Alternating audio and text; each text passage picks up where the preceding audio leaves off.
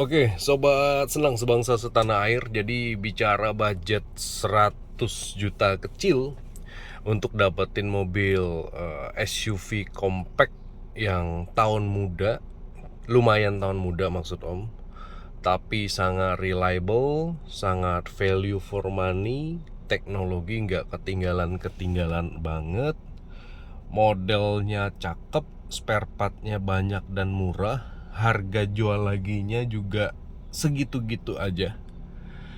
EcoSport Titanium itu bisa menjadi pilihan yang top 3 menurut Om. Karena dengan eh, tahun 2014, dia kan keluar 2014 sampai 2016 doang ya, tapi paling banyak di Indonesia itu tahun 2014 sampai 2015 lah secara tahun ya. Yang titanium spek paling tinggi itu kita bisa dapetin kurang lebih dengan harga 125 sampai 135 juta aja.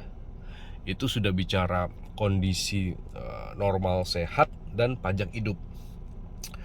Yang bisa kita dapat apa? Satu, dari sisi body fisik ya, menurut Om sih ini SUV compact yang modelnya lumayan lucu gitu ya. Lucu tapi kemampuannya sangar.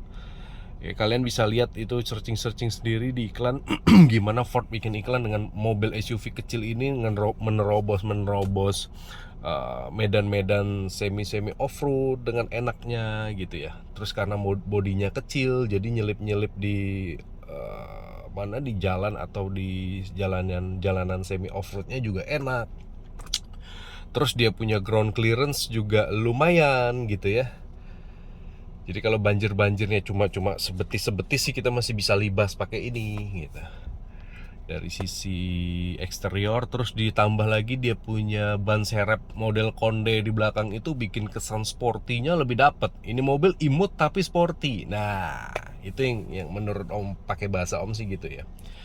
Dari sisi dalam sih menurut Om ini mobil sangat tidak ketinggalan zaman. Diadu sama yang mobil-mobil keluaran Jepang tahun 2018 2020, menurut Om masih ngelawan nih. Kalian bisa lihat sendiri dari sisi interiornya bagaimana si Ford memainkan style atau memainkan konsep model dashboardnya sedemikian rupa sehingga kelihatan lebih futuristik.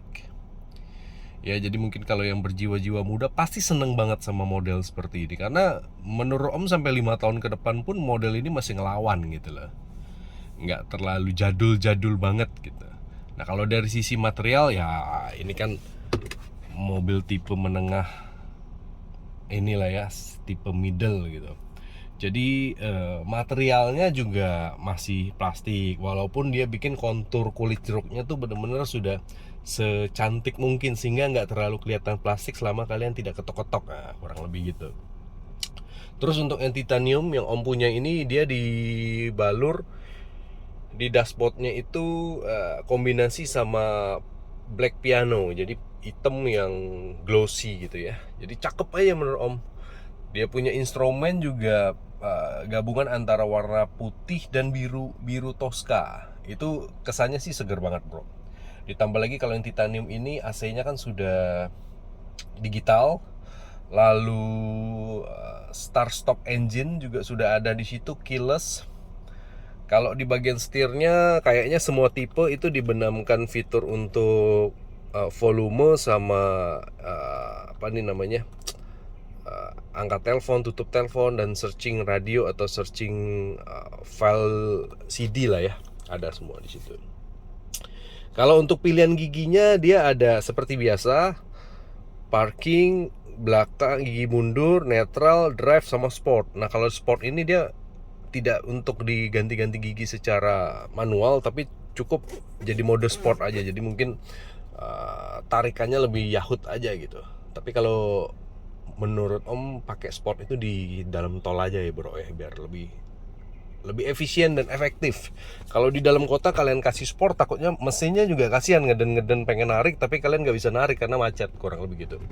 Nah, yang paling mantap lagi tipe ini dengan budget segitu, tahun segitu, dapat tahun lumayan muda, ini udah dibenamkan juga sunroof bro. Dibenamkan sunroof yang kurang lebih sekitar 2 jengkal lah ya. sekitar 2 jengkal, sangat cukup untuk kita keluarga kecil yang lagi main-main ke puncak atau ke alam-alam gitu ya, mau dapat seger-segerannya. Ini sih ya, cukup lah dengan budget segitu. Terus kalau yang titanium ini jok atau interiornya itu sudah dibalut kulit sintetis ya, bukan kulit asli, kulit sintetis tapi lumayan tebal. Benangnya itu merah, joknya hitam, jadi kontras dan sporty, efeknya kelihatan. Oke. Terus dari sisi apa? Belakang, kabin belakang sih menurut Om lumayan lega. Headroomnya juga cukup tinggi.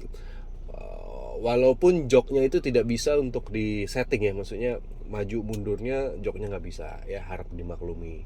Ini tipe middle. Di bagasi belakang, bagasinya kecil tapi lumayan daripada nggak ada sama sekali ya. Bagasinya kecil tapi kecil-kecil sudah dilengkapi sama ini loh, apa namanya nih, tray pembatas ini ya. Nah, ini ada, kebetulan masih ada.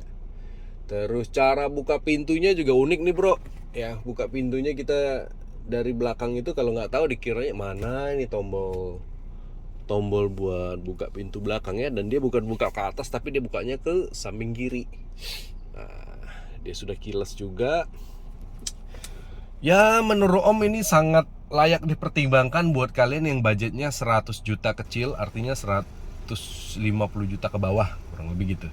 Pengen dapetin mobil yang tahunnya tidak terlalu tua, artinya di bawah 10 tahun, belum sampai 10 tahun. Terus modelnya nggak ketinggalan zaman, fiturnya canggih, modelnya lumayan oke. Perawatannya murah, cc-nya kecil, spare part-nya banyak. Ya, ini boleh lah. Dan modelnya SUV compact. Nah, ini boleh menjadi pertimbangan. Saingan dia siapa? Ya kalau dari saudara-saudara Jepang kita ada RAS, ada Terios gitu ya. Ada HR-V. Nah, itu saingan-saingan dia tuh. Cuma kan dari sisi harga kalian bisa adu sendiri dengan tahun yang sama bagaimana dapatnya gitu. Terus dari fiturnya juga silakan diadu gitu, tinggal kalian aja yang serek-serekannya gimana.